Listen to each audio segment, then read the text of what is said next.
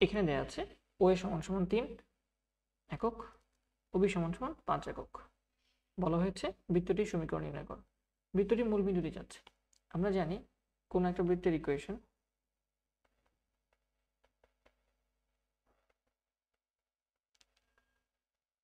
Zero হলে বৃত্তটি যদি মূল বিন্দুগামী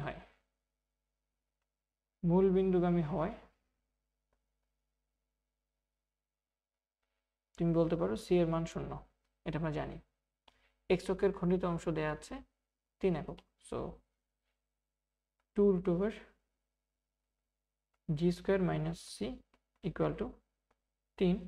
তাহলে এখানে সি এর মান তো 0, তো আর 2টা হচ্ছে পাশে চলে গেলে 3/2। জি এর মান হবে প্লাস মাইনাস 3/2, রাইট?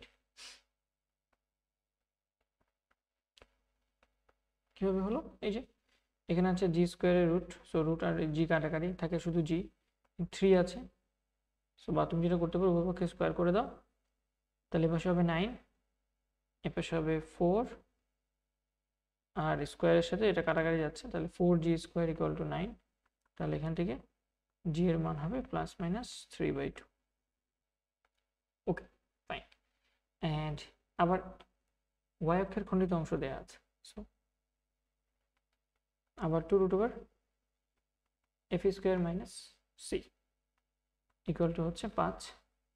তাহলে এখান থেকে বলা যায় সি এর মান 0, উভয়পক্ষে স্কোয়ার করে দাও, এটা হয়ে যাবে 25 আর এটা হয়ে যাবে 4।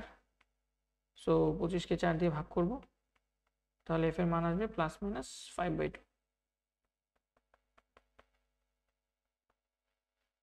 তাহলে জি এর মান পেয়ে গেছো, এফ এর মান পেয়ে গেছো, এবং সি এর মান তো জানো। সুতরাং নির্ণেয় সমীকরণ, এখানে মানগুলো বসায় দাও, জি এর মান, এফ এর মান, সি এর মান। x² y² 2gx, 2 আর জি এর হচ্ছে 2, এই 2 কাটা, থাকবে plus minus 3x 2fy। F এর মান হচ্ছে 2 আর এফ এর মান হচ্ছে 5/2 এর 2, এই 2 কাটাকাটি যাবে, থাকবে হচ্ছে প্লাস মাইনাস 5। আর সি এর মান তো 0 ইকুয়াল টু 0।